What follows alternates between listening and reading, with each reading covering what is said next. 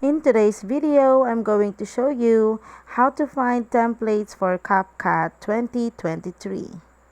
So make sure you have your CapCut downloaded, and onto your google.com, just go ahead and type for CapCut Templates.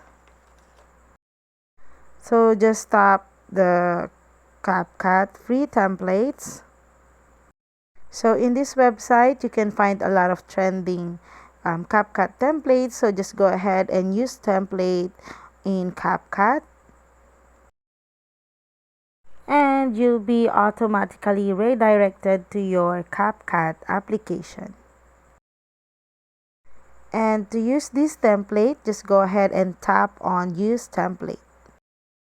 And in here, you can select photos from your album or your gallery. And once you're done, just tap Preview.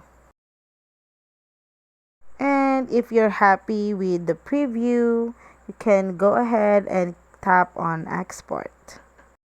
And it will be exported to your TikTok application.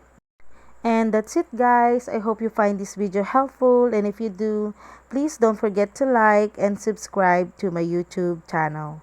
Thanks for watching.